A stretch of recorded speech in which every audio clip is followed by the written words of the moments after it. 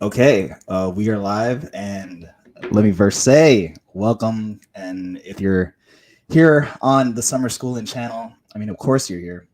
Welcome to the YouTube channel, where I provide content every week on Fridays of things that revolve around education. If you're listening to this on the podcast, thanks to you too. On both YouTube and podcast, subscribe, like the video if you enjoyed this conversation. I'm planning to have more like this. And if you didn't like it, still give it a like and then complain about it in the comments so we can keep the conversation going. That being said, today's guest that I have is, professionally speaking, very special to me because uh, I know I'm not alone in saying that, but her content was very thoughtful in a time when I needed it most during my teaching profession. I know there are a lot of people who appreciate the content that she continues to put out that centers around the trials and tribulations of the job. And I know that there are a lot of YouTube videos where I quit teaching after X amount of years. And what I really appreciated about her channel, Teacher Therapy, you should subscribe. What I appreciated about her channel is that her criticisms and analysis didn't center around her. It centered around the craft, which to me is much more beneficial because I'm going into this venture of creating a YouTube channel, and I do have my own criticisms about school as an institution, but it's never done in the way of this place is broken, you need to abandon it, and it's terrible. I hate those comments. And I'm sure she doesn't value that too. I'll let her speak for herself, but having her today on the show to share the personality behind her helpful channel, she's bold, she's humble, and she's reflective, which the last part specifically is a huge trait that's I valued while I was teaching. I wanted to see that at every avenue I could, and sometimes it would lead me to her channel. And so, without further ado, my guest today, Trish, the host of Teacher Therapy YouTube channel. Hello, Trish.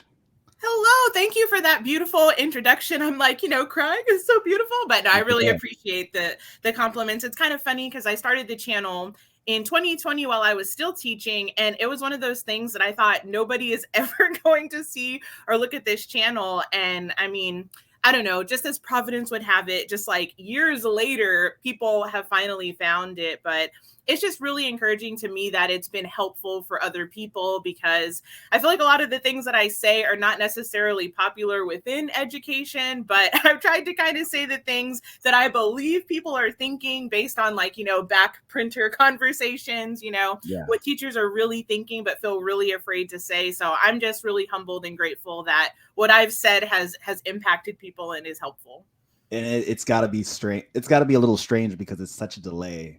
Like you said, you put this 2 years ago, but you're having, I believe you're having success, and we'll talk about the channel, but I'm curious what got you into teaching. I know from your videos that you originally did theology degree. So I mean, how did you get into teaching? Did you plan on getting into teaching upon graduation? That is a great question. I never in a million years would have thought that I would end up being like a traditional school teacher.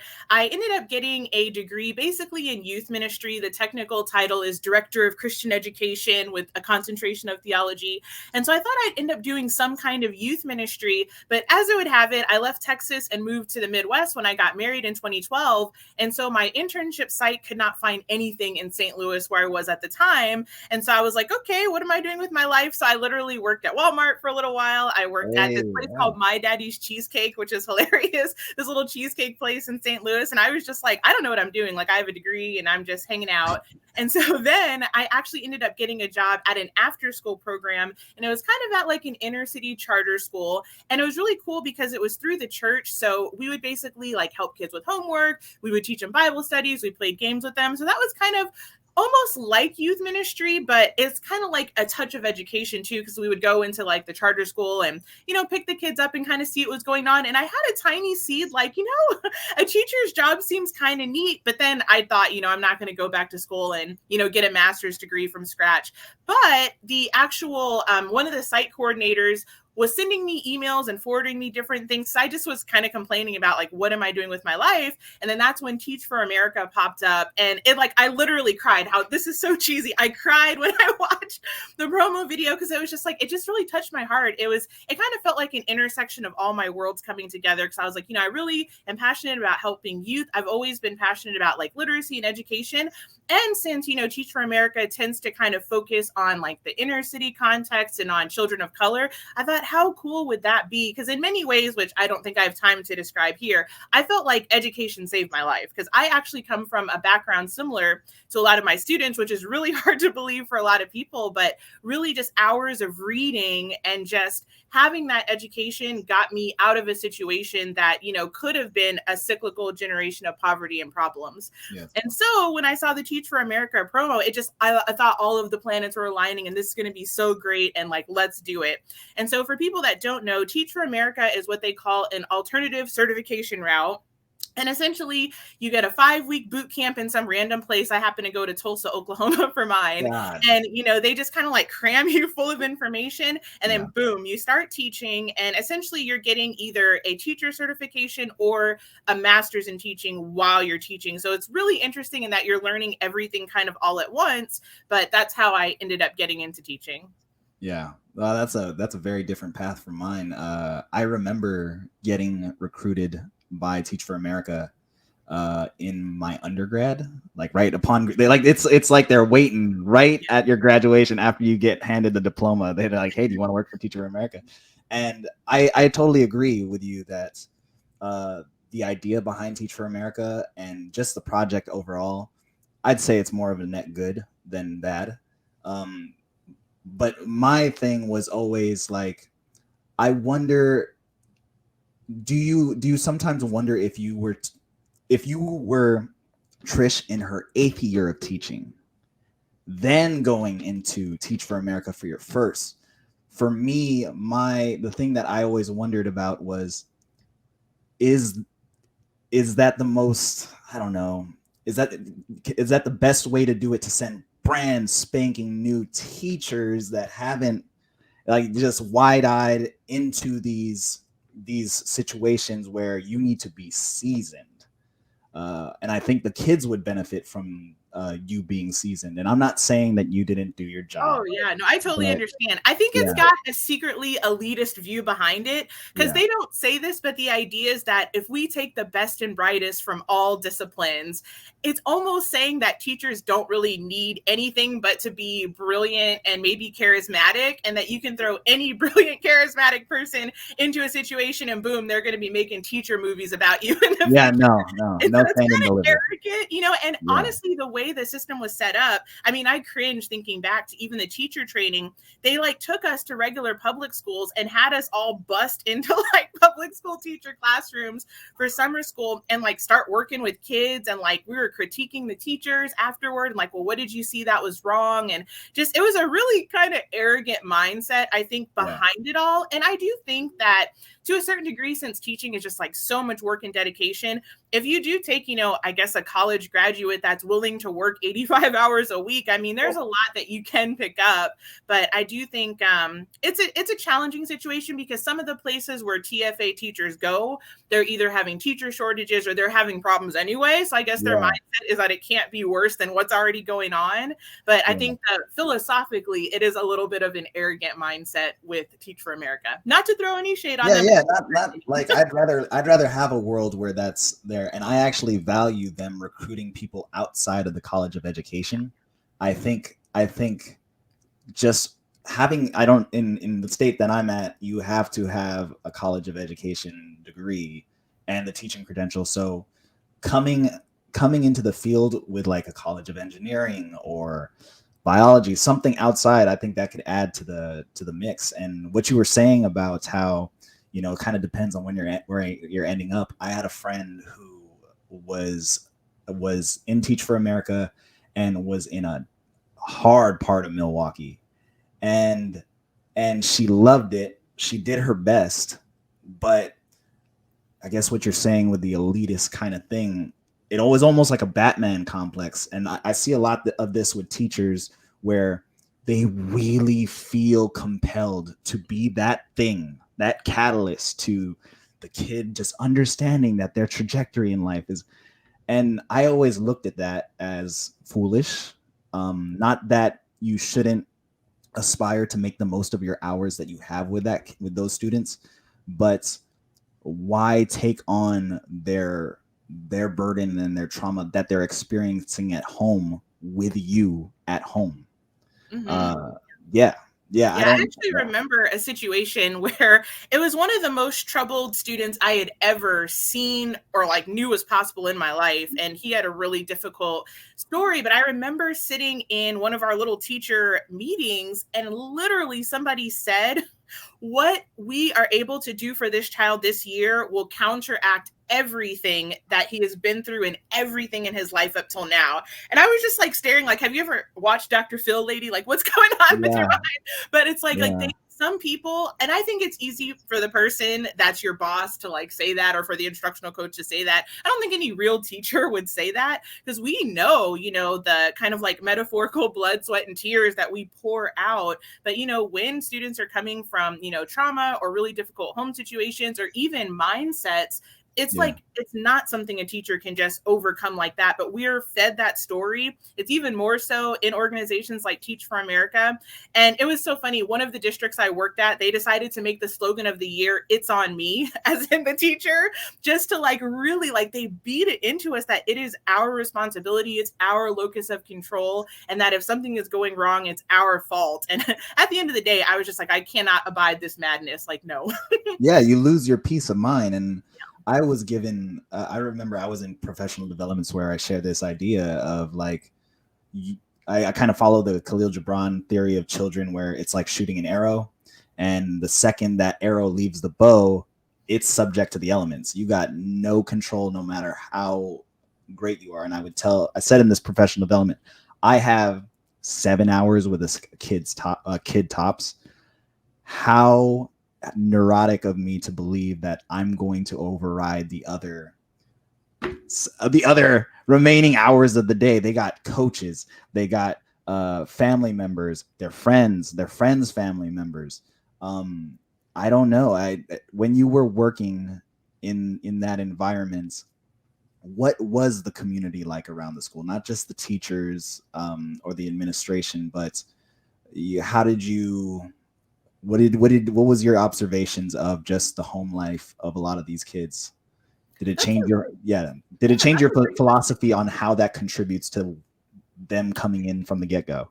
Yeah, actually, one of the school districts actually lived in the community, and I would walk to school, and so I was aware of what was going on in my own neighborhood in that instance. And there were like murders, and like one of my students actually ended up having a brother that did some kind of drive-by shooting that killed like multiple community members, like right in the area. And so it's tough because the odds that they're up against, and you just know that there's a lot lacking. A lot of kids, unfortunately, end up raising themselves in a lot of ways. Parents are gone, they're out of the picture. And sometimes it's not always due to them doing something nefarious. A lot of times they Yeah, might just be like a single parent holding down multiple jobs. And so it's tough, because there are a lot of environmental factors that are working against education in general. And then you have the educational system that working against the education. So it really feels like, it just feels like an impossible situation for teachers. yeah, yeah. And that's it's funny because you had a video about you being too am I too negative, and you were asking that question. Could I give my 2 cents? Like, now that I Sure. have you, you are not being too negative. I think what a lot of people don't understand is how overly positive the environment is while you're in a school. And you talk about how you have the educational system working against itself. And for me, that was expressed in just complacency and ego stroking. And you in your content, and hopefully mine in my content, I'm not coming through with a gavel in hand being like, you're terrible, you're awful. I love all these people that I've run into for the most part, 95%. But just like in my own individual life, I'm not going to get better by being like, man, I'm awesome. Everything I do is great. I high five me, please. Like, you need to acknowledge that. And um, yeah, I don't know. I wanted to say that to you because Thank you. we're we're talking about.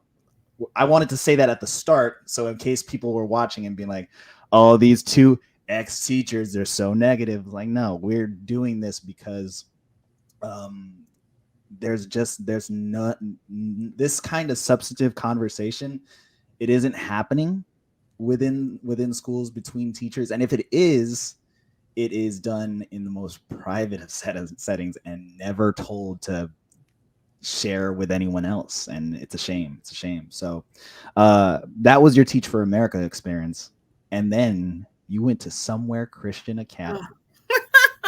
Yes. Oh my God. Worst place on the planet. And it's interesting because I sometimes get annoyed with the comments I get in my videos, but I have to be sympathetic because I Yeah. thought the same thing. Like, I'll hear Yeah. people saying that, like, oh, those problems that you're talking about, those aren't in the suburbs. I have people as bold as to say, oh, you clearly never taught white kids. I'm just like, oh my goodness. Like, they say crazy stuff, or just like, oh, it must only be the poor. There's these kind of stereotypes and perceptions about a teacher's experience.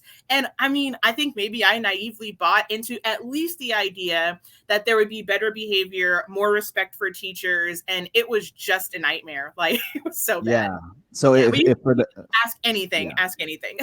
So for the listeners or the viewers who don't know what we're talking about, go watch on Teacher Therapy her video on why I quit teaching private school and learn about Somewhere Christian Academy.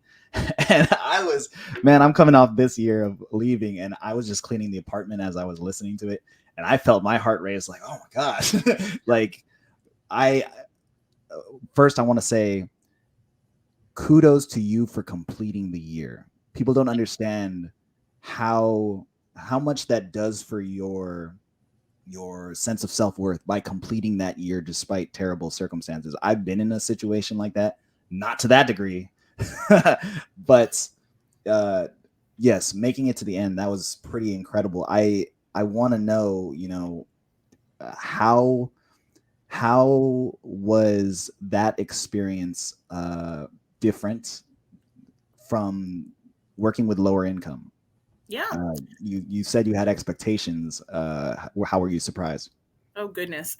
So when I worked and let me start by saying the charter school I started with was actually a gorgeous, like, well-funded charter school. So it wasn't the typical public school experience. So, in that regard, I think I was kind of like fortunate, and there weren't outrageous problems really with the charter school. And, honestly, I think that maybe the charter school experience was the best experience that I had out of all of them, interestingly enough. But I mean, there's still the kind of Wait, growing out of pains. all your 8 years?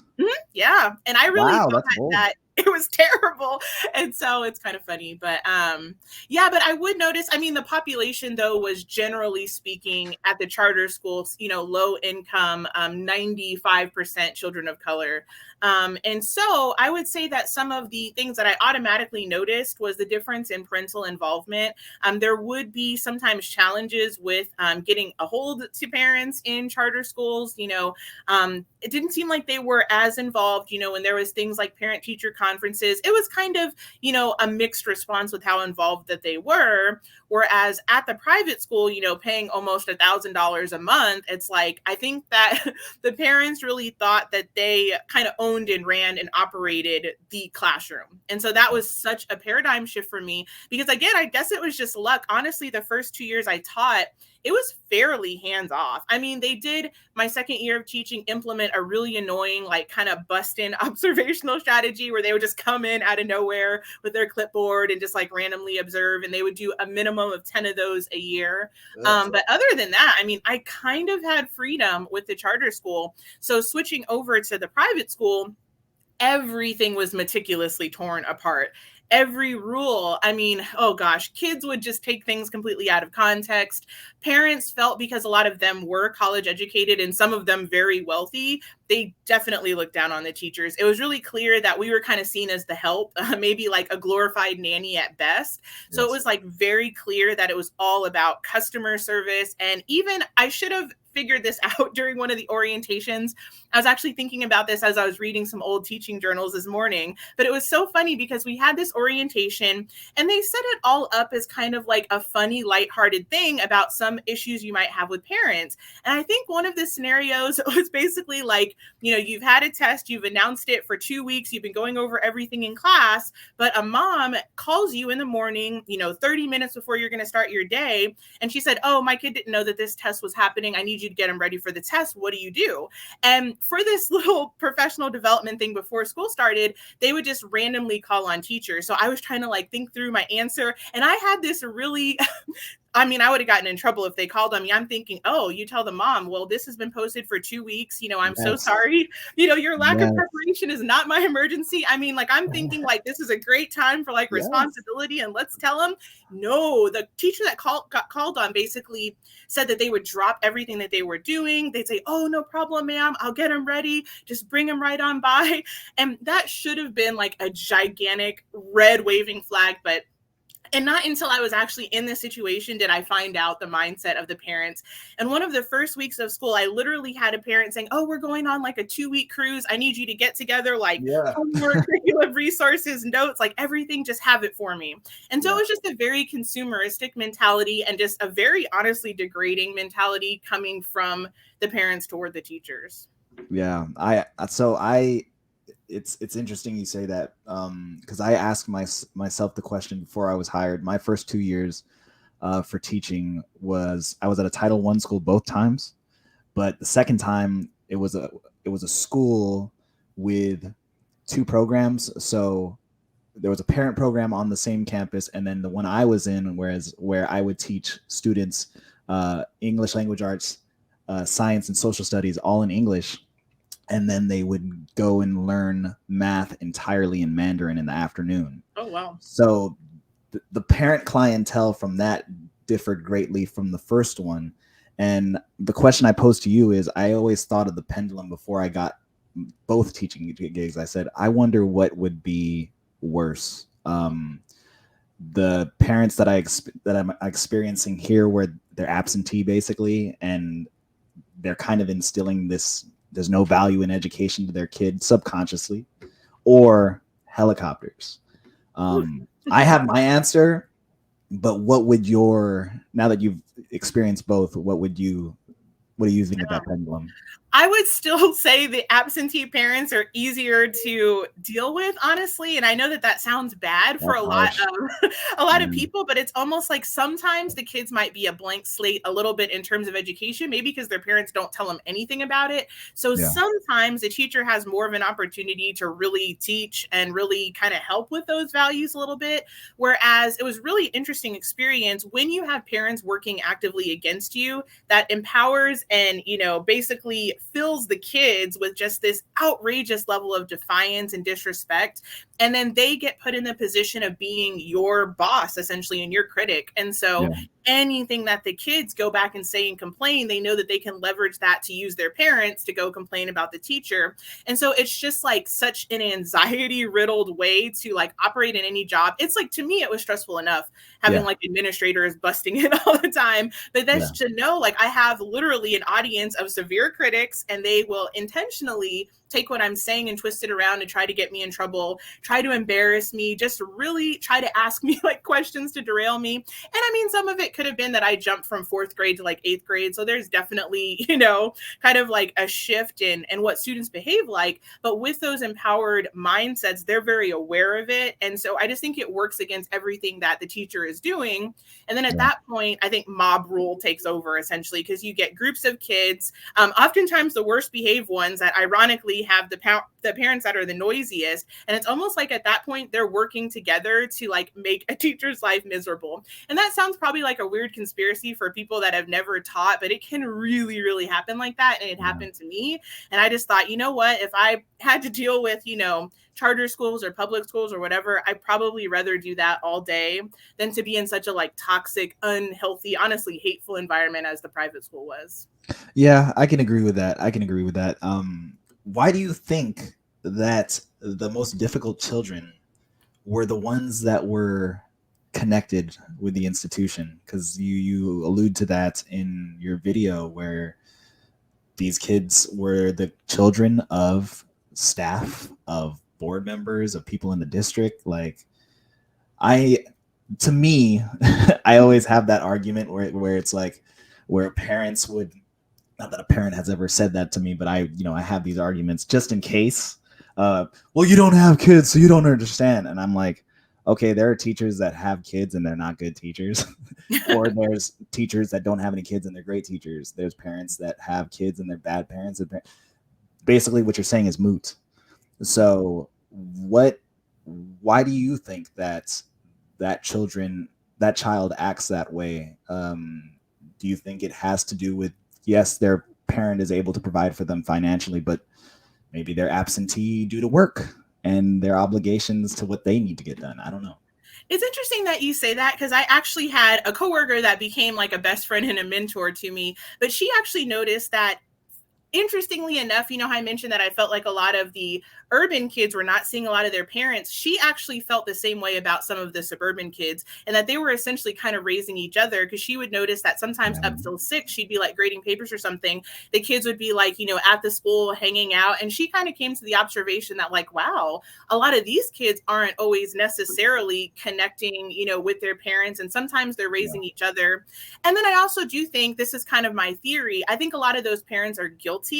And to make up for that, they spoil and indulge their kids wherever possible. So it's like they're guilty that they're working all the time. So anything their kid wants, they give it to them. And the easiest way to like make a kid happy is to be mad at who they're mad at. And so it's almost like a middle school girl mentality. But the Yeah. parents are like, oh, baby, you're mad at that teacher. Well, I'm mad at him too. Let's get that teacher. And it's ridiculous. And I don't think parents parented this way, 40 years ago, but it's really weird. It was almost like the kids and the parents were peers and they were working together to get whatever they wanted. And I think there's still a lot of that entitlement mentality too, because a lot of times the parents would say, if you don't make us happy, we're leaving. And so the school knew that they needed, those thousands of dollars to keep the parents happy. So it's just in a really weird dynamic. They're all very knowledgeable about their power and their leverage. And that's like not healthy power for a kid to have, because they're not going to use it well. They're not thinking, I could destroy a teacher's reputation, livelihood, mental health, Yeah. scar them for life. They're just thinking, oh, this is fun. I can get away with it. And it's up to the parents to stop that. But for whatever reason, the parents had their own weird motives. So, yeah. Did you have any colleagues kind of dismiss your work due to the students you were working with? For example, it was a pet peeve of mine when I had a lot of success with my last year of teaching. I had a principal that really gave me freedom over how I teach reading and writing, and I came through in my 1 year and did a lot for their reading and writing scores. But some of my colleagues would be like, oh, well, you're working with the rich kids, or that they're Asian. You're not working with I'm working with these kids where their parents aren't. And I'm like, why are you trying to differentiate this? And because I was always grappling with, oh, well, if you really want to teach, Nico, you need to go to the hardest districts and be there.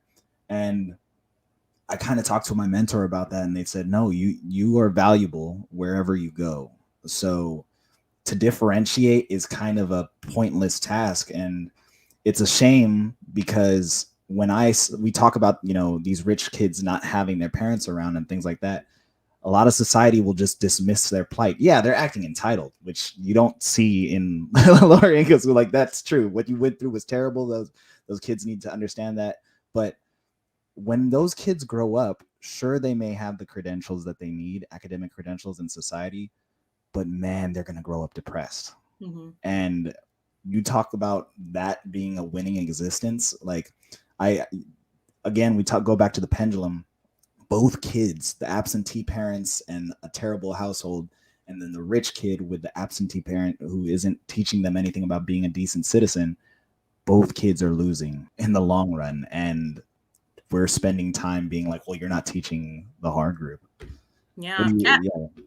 I totally see where you're coming from. And I think there's just a crisis among the youth, period. It doesn't Yeah. matter if they're rich or they're poor, their color. It's just, I think there are so many kids that are hurting. There's so many like families that are torn apart for various reasons. There's so many people that are struggling. And like, you know, the rich parents could be struggling to meet the mortgage payments on their mansions and Yeah. working, you know, tons of hours, just like, you know, the person struggling to pay their apartment rent. And so I think too, culturally, there's just a crisis going on. And I think that anybody that works with the public is getting the backlash of the crisis that's brewing, whether they're a police officer, a nurse, a Yeah. teacher, a Wendy's worker. I saw like a video a couple of weeks ago that somebody wanted to charge $1.25 for sauce. I don't know if you heard about that What? story in New York, and they No. ripped the place apart.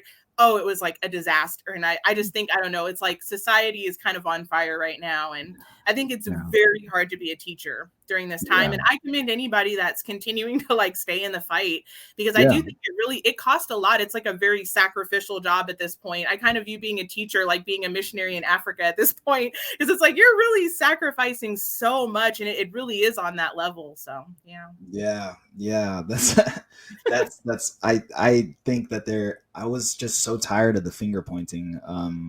And I mean, now I'd actually like to talk to you about that CRT video that you made. yeah. I I don't know if you got a chance to read the article that I wrote, but it really bothered me. Just the it was so patronizing, you know, the way they go about these topics. And it's not that we are against talking about these things like you say, but the framing of the methodology is just, it's dangerous. And I've seen it in my class. I had a student, for example, I had a project where the kids for 3 weeks they were allowed to research any time period of their choice, any across any culture of their choice, and use that information in their research to make an original story or an original character. And at the end of those 3 weeks, they can present their story however they want, video skits, blah blah blah. And on the day of presentations, one of the kids post a video for their presentation, and I didn't see it because she sent it at like 8 o'clock. I'm not looking at my stuff at 8 o'clock, and I see it in the morning, and she shows this cool video game rendering of a Native American, obviously on a horse. And she says, "Oh, this is the Native Americans, and they lived here in America, and everything changed when," and cut to this other like menacing figure on a horse. "White people came, and when the white people came, they just," and I pulled her aside privately and I said, "Look, I know you worked hard on this, and I can see it, and I appreciate that. I have reservations having you share this in front of the class, because um, you are saying that these things happened because of the pigmentation of someone's skin." And I said, what country were these people from that messed up the Native Americans?" She said, "I don't know." And I said, "Okay, well, it would help if you could say the country." Come to find out, it was the U.S. Army. If she said the U.S. Army did this, totally fine. You could totally say that. But she focused on the race. And all of this to say is, I got in a lot of trouble, not from the principal, but the parents were just like, how dare you punish our daughter in front of the whole class, blah blah blah. And it showed me that institutionally, because it's not, people think that it's teacher to teacher, just teachers are just being activists right there on a podium in their class. That's not happening. It's more with the paperwork and the professional developments that we are forced to attend. But that showed me that the parents are buying into it too. And that's dangerous to me. And I've had really fruitful conversations with some of those parents where I told them my story, and then they're like, oh, I'm sorry, I didn't I did they're trying to do the right thing, but man, this sometimes the good intentions, at least for me, creates such divisive policies for teachers. What are your thoughts on it? Oh, yeah, absolutely. I think that I noticed that anything that was like condemning white people or whiteness was cheered, or like at best there was like a smug nod and grin. Whereas, if you were to kind of say anything about, maybe like parenting or student behavior, it's like they're like the cosmic fly swatter was just going to come down and like Yeah, decimate you in front of a room of people. So it just, you kind of just pick up on, okay, this is acceptable to say, this is going to get me a hand clap, this is what I had better not say, I better not even think too loud about yeah. certain things. And so it really quickly becomes like a culture where it's not truly safe to speak. And I remember at one of my last school districts, we basically were having professional development, and I think the book was Why Are All the Black Kids Sitting Together in the Cafeteria? Oh my gosh, I was assigned to read that for graduate school for teaching. Keep going though. Yeah, yeah. That's a And patronizing book. and I definitely thought that there were some really, really interesting things in there, but I just remember some of the conversations, the awkward forced diversity conversations, and we Yeah, were doing them on Zoom, because of everything. But it was just weird because topics came up such as, Black people cannot be racist, and just like things like that. And, I sometimes, depending on my mood, I'd be like, I don't care. I'm just going to say what I think. And I, basically said something to the effect of that. I think racism is a heart issue. Like it's yeah. something within a person that is thinking that they're superior, or better than, or having a hatred towards someone. And I basically said that that can happen in any color of person. And they were kind of talking about, well, systemically, they don't have the power. And I said, what happens when there's riots and a mob of Black people destroy, a white or an Asian business? You're going Or to a tell me black that's owned not a business. power? Yeah, or a Yeah, Black owned business. or a black You're owned gonna think that's business. not power. Yeah. And so Yeah, it's just, I found that logic, doesn't exist. It's just very like emotional. And I think, a lot of people just kind of talk about like virtue signaling and different things, but it just becomes really clear, which virtues are cherished and which ones aren't. And I feel like looking at a situation, and just being really honest about it is just not something that's always valued. And I mean, every once in a while, parents might kick up, some complaints. We had like a giant kind of like, I don't know, like a diversity mural. It had like George Floyd and like, Brianna and a lot of, people, and it had stuff about, like dreamers and DACA and just basically like every kind of like civil rights issue like all the ever. hits, all the hits. Yeah, Yeah, it was just all over the board. And, it had like Black Lives Matters and like the big fist everywhere and a lot of that stuff. And I think some parents kind of, when they saw it, kind of had a problem with it. But it's so difficult because I think that there's not a nuanced conversation. Like anybody that would say something like, hey, can we talk about this? Is there anything about this that might make people feel uncomfortable? That person is just branded as like racist, basically. And it doesn't yeah. matter what color you are, because I Doesn't was matter. told, by a diversity specialist that I was essentially white, even though I was Black. She's like, and it was so condescending. She looked at me and she's like, Yeah. oh, you're culturally white. Like that's gonna be really Gee, tough. what was she culturally? Yeah, it's crazy. No, And it's just what was the professional development leader? What so was it was she? beyond diversity, courageous conversations. And I cannot remember for the life of me, like what I asked her, but I think I just kind of pulled her aside, and kind of wanted to talk to her. And somewhere in the conversation, she essentially said that I wasn't actually Black, like, because of my, Was she black? yeah. Mhm. That I never ran into it. I always ran into white people telling me about racism. Wow, that's interesting. I always wondered what would happen when I ran into someone who was black.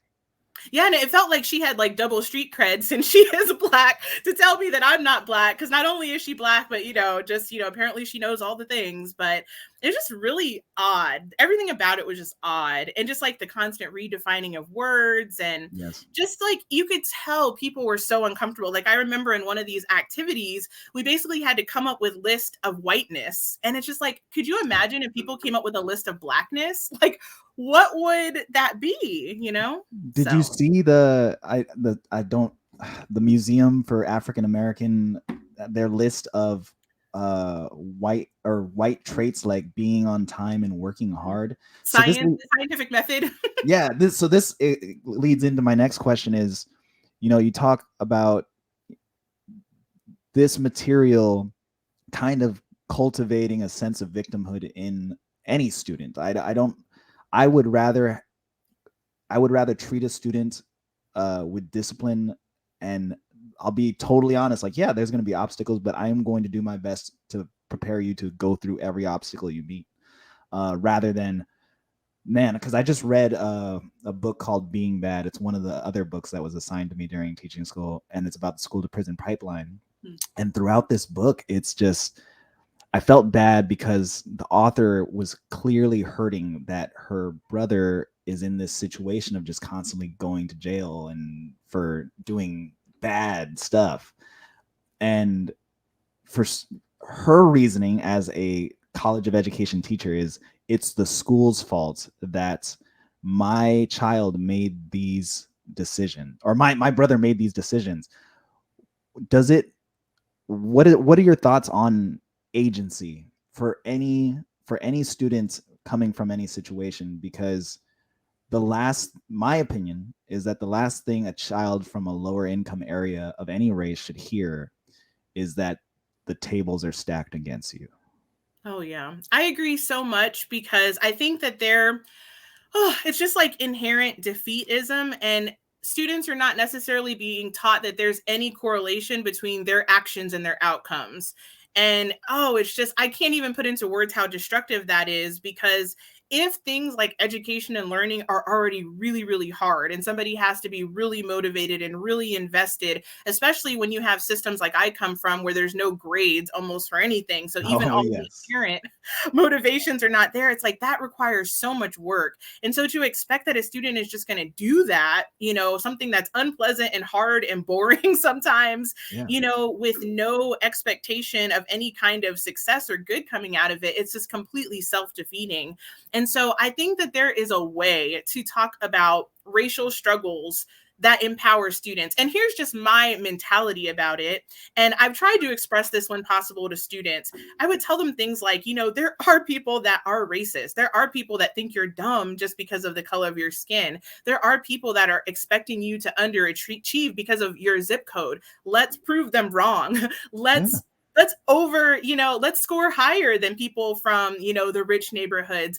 Let's get mad about that and say, no, like, I'm not going to be a statistic. I'm not going to meet, all of these ridiculous stereotypes. I'm not going to be the proof of a racist stereotype by how I act and speak and how I test. It's just like, to me, I have the complete opposite conclusion that these people come to. It's just like, when I hear that, slaves were not able to read, that they were not allowed to have language, that makes me more passionate about Black students reading and having command of the English language. But it's almost just this weird Twilight Zone situation where it's almost like, oh, well, the kids can't do it. That's inherent racism. So let's lower the standards, or like blow up the standards so that they don't even exist, and just pat the kids on the head, and at best hope that an affirmative action program lets them in somewhere, without even having a mindful, just thinking about, can they survive in college? Like, let's say Harvard lets in all of the students that haven't learned to read and write and speak and have a work ethic.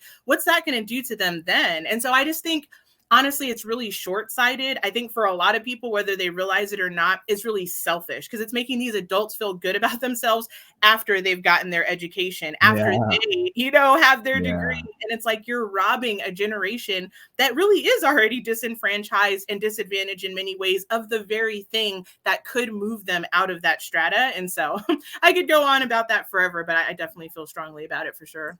Yeah, and we're seeing, I mean, basically we're setting them up for failure even if we just pass them along, because we're seeing, you brought up Harvard, they're dealing with that lawsuits from the Asian students because, hey, why is it that you're just not accepting us anymore because you have too many of us at your school? We're doing exactly what your criteria are to get into the school. And people will say, oh, well, you're Asian, so therefore you're rich. But that's not necessarily the case. That what if they're lower income and Asian, and they still did what was asked of them, and you don't accept them because of how they look? And the argument that is made is, we're going to accept other races so that way it can be more diverse. But people don't know that the people, the Black people that are getting accepted into Harvard are from Africa, which is totally fine, but they're not necessarily African Americans. And even if you do accept an African American into a Harvard or an elite institution, you're setting them up in the deep end of the pool. Not like, even if they were at the top of their class in high school, we're talking about the top 0.1% of the country, and you got to swim in that. Anyone could fail in that situation when they could have gone to a school that's, B tier or C tier. I think a lot of people don't understand that there's no shame going to a community college for 2 years and then going to a state school. Absolutely. I don't know what I don't know. When they're trying to just stroke their ego and then send them on their way, you saying that they are the people doing this is for their own short, to feel good about them in the short term because they don't see the end point. Yeah, I agree with that. So I want to ask, how did you manage what were your coping skills through those tough stretches of the year? Yeah. I mean, I would say in good seasons, I would use healthy ones like going to the gym and doing Zumba or like reading books or my faith. I feel like there were times though that I really, I like met the diagnostic criteria for depression just because just all of the stress and the anxiety was so overwhelming. So I think I would just sleep for like hours. Like I'd come home and like sleep for 3 hours and that was like my coping strategy. Wow. Just on the weekends, I would just like sleep, So it really did take a big toll on me. And I think the irony, I think, is the more you care, the harder a job like that's going to be, because all the while you're thinking and picturing the outcomes of the students if they do not learn some of these basic things, if they don't learn self-control, if they don't learn how to deal with authority. I mean, it's rough too. I've thought about a lot of my, Black male students, and it's just like, I hope they're not, in a place and like try to fight a police officer one day and be like a statistic. That would be horrible. But it's like, when you're giving, I don't know, when you're filling kids with just like rage and anger and hatred toward authority and hatred toward police and hatred toward teachers and just all of these unproductive things, and then society is surprised when they don't end up having a good outcome. And so I just think all of that weighs on teachers, in addition to all the pressure that the system puts on us. And it's a little bit difficult too when the very people that you're trying to serve don't appreciate or value what you're trying to give to them. Like when you do have students that are, just constantly complaining or arguing back or having a huge attitude, it ends up looking like you're doing this really great, important job that like everyone is doing everything they can to make it impossible. And that's honestly how I felt as a teacher. So that's why I eventually had to leave. I was like, I just can't do this job. Why did you, what was your motivating factor to continue after the Christian school, the Somewhere Christian Academy? Like, how did you say to yourself, I will do this for another year? I don't know, to be honest, maybe hope. I think after a while, you just like keep getting bad lemons from the grocery store and you're like, there's got to be a good one somewhere. And so I just thought, okay, the charter school was weird. Teach for America was a little odd. Okay, the private school was terrible. But then I thought, this is when I actually went to my neighborhood school where I was like walking distance. I thought that somehow was just going to be better. I thought, okay, so going from charter to private, now I've got to try just public school. I thought maybe it wouldn't be like so outrageous, and it turned out to be outrageous in its own right. And so, I don't know. I just think too, it's a little bit hard being a teacher because there's at least the perception that the skills don't translate to other careers. And so at this point, it's like, okay, I have a degree in youth ministry and now a master's degree in education. Like, what am I going to do with these random degrees? And so I just thought, I'm going to keep trying. I'm going to keep trying to like, make the situation better. I feel like I've read like every teacher book from like the 90s till now. And like, I just really had like a can-do attitude. But eventually I think I did kind of realize it's almost like water is poisoned and it's been blended. So it's like all that poison to me is just kind of spread throughout so many places that I just think you have to have, I don't know, either like a super mindset or something. But I was like, whatever it is to keep doing this job, I don't have it inside of me anymore. Yeah. And I mean, I think you had a video on why you believe some teachers stay despite dissatisfaction. And even if I did it and stayed, my number one worry was always my health.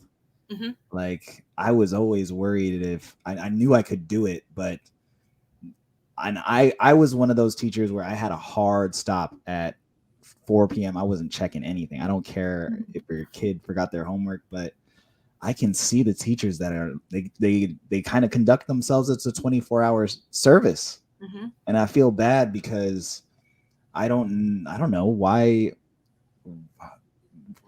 do parents even contribute to that? Like it I don't know. I'm curious. What what was the point you were able to say I'm leaving? Mm-hmm. Where the voice inside of you comfortably said it. I think the pandemic um, really made it clear to so many teachers that, the system doesn't give a crap about us. Like, that's as nice as I could say it, because Yeah. the things that they put upon us were just so outrageous. The way that it would seem like the district and everything like wouldn't take any ownership, the constant not only changing of standards and expectations but raising them just was like ongoing. And at that particular year in 2021, we started the school year and they essentially told us that, we're going to have one Zoom class and it's going to be like a few times a week. It was like a really odd setup.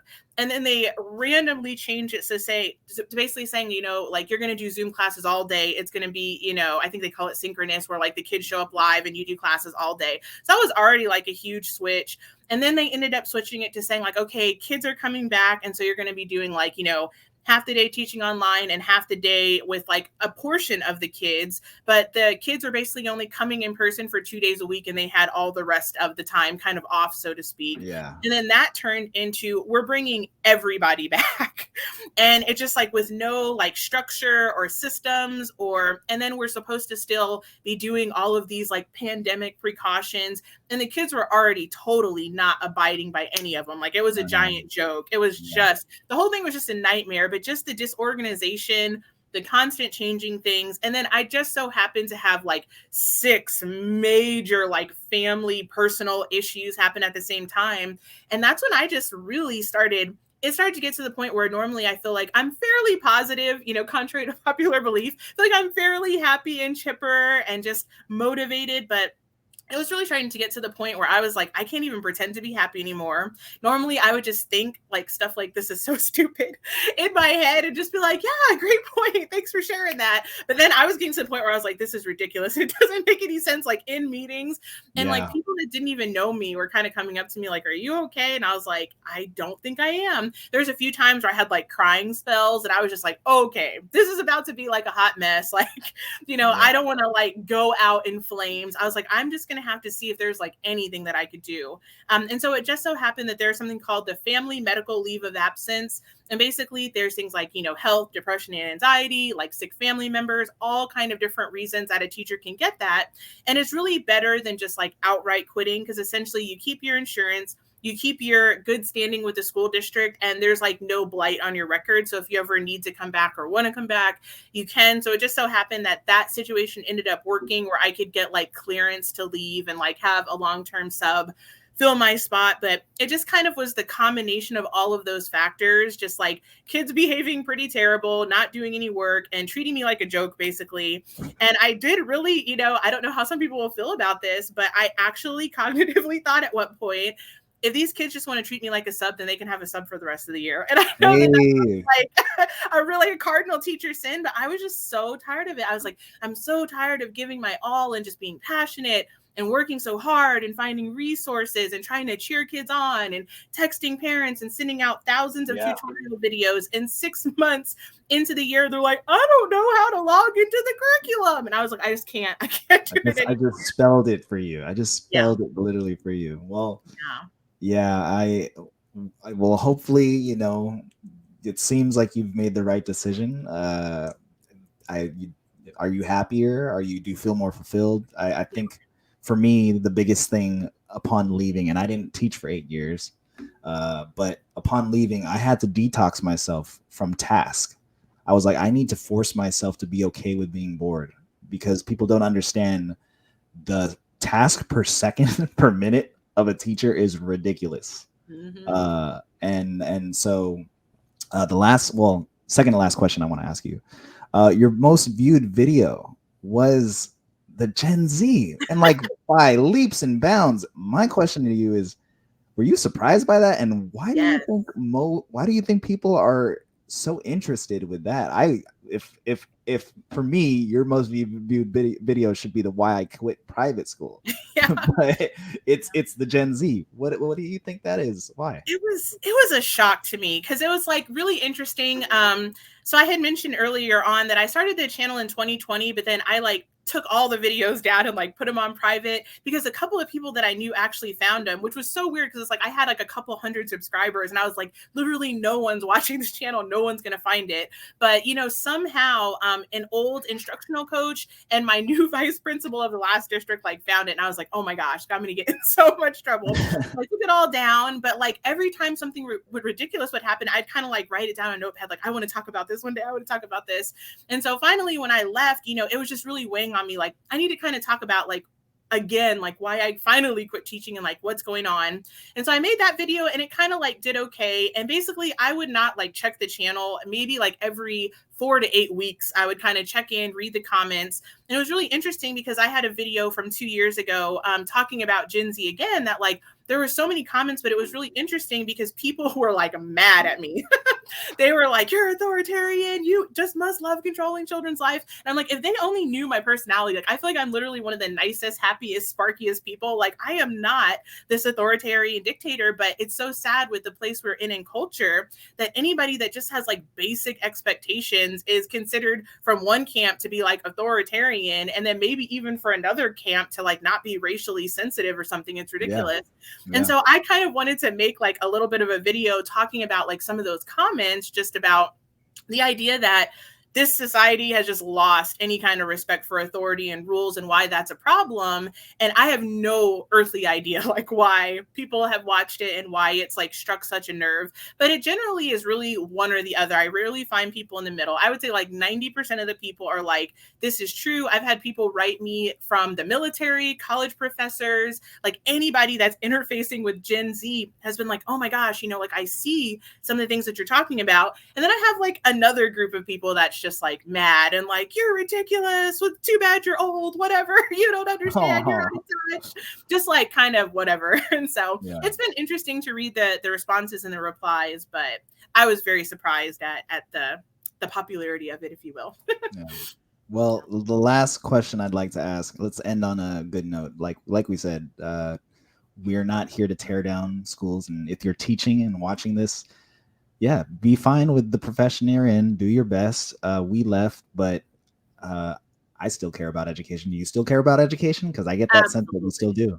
Yes. So we're just doing this to provide a place where you can explore your curiosity that you can't really explore while you're at work. So this last question I'd like to ask, you talk about being a reader. Are there any books you would recommend to people in the field? And it doesn't even need to be a professional book. It could be a novel that just really did something for your imagination while you were teaching. That's a really tough question. I feel like a lot of the books that I read are kind of like outside of the education sphere, but I wish I would have thought about that question ahead of time. Honestly, not that I can think of off the top of my head. There is a really interesting book about history called Lies My Teacher Told Me that might appeal to the crowd that likes critical race theory and that kind of thing, because it does talk about how there's a lot of lies and distortions in history and how we tend to like heroify people is like one of the words that they use. And, and how there does need to be like some kind of conversation and gaze toward like, what are we teaching kids? How are kids understanding history and the impacts that, that everybody has if a whole generation, old and young, does not understand history. So I think that that could be an important book. And just like practical books for teachers, I really liked, all of Harry Wong's books, like the first days of school, first weeks of school, that kind of thing. I felt like is just on a practical, place really, really good for teachers. And just for fun, I really, really like C.S. Lewis's books. Like we would always do all 7 of the Chronicles of Narnia until I was told that I couldn't because he's an old white man. I couldn't read it anymore after raising like $1,000 to get class sets of all 7 of the novels. But I don't know, I find that just kids like love those books. There's something about them that they love the stories, and that was always just something that was a lot of fun. So that's what comes to mind off the top of my head. Well, cool. Thank you for doing this. I learned a lot about you, and I'm looking forward to your next video whenever you post it. So everyone, the last thing, want to do a plug and for anything? Oh, yeah. I mean, if you want to check me out, I'm at Teacher Therapy on YouTube. And my dream is to one day write a book. I need to like get my organization and time management together. But if that ever happens, I'll let you guys know. It's a tough process. It is a tough process. Well, thank you for this conversation. And again, if you like the video, subscribe to the channel. If you like the podcast or you're listening to the podcast, subscribe to the podcast. And until next time, thank you for joining me today, Trish. Thank you. Thanks for Subscribe having to me. Teacher Therapy. Yay. Yeah.